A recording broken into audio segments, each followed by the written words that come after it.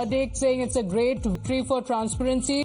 This is after the Supreme Court declared that the electoral bond scheme infringes on the right to information and the freedom of speech under the Constitution, emphasizing that the scheme's purpose of curbing black money does not justify its infringement on information rights. My colleague Ankit joining us on the broadcast with Congress Party's attack coming in saying 90% donations of the BJP will be exposed by this, Ankit.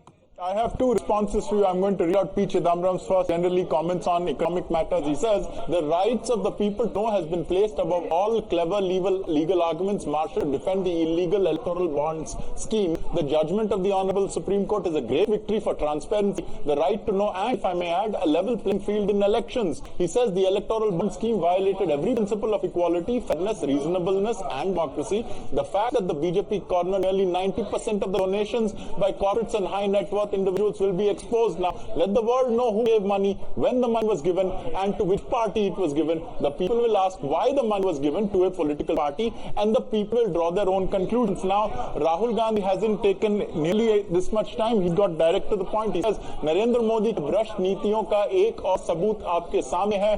Bhajpa ने electoral bonds को रिश्वत और commission लेने का माध्यम बना दिया था.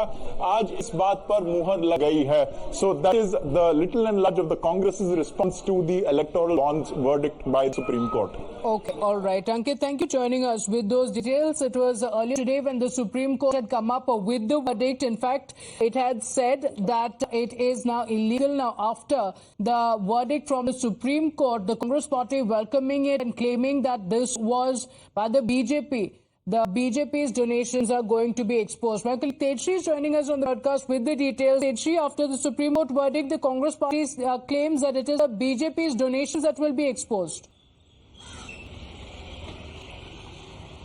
Well, certainly remember that this particular electoral bond scheme was introduced by the then Finance Minister, Mr. Arun Jaitley, and now Supreme Court has struck down this particular electoral bond scheme. And now, in fact, Congress is hailing this decision.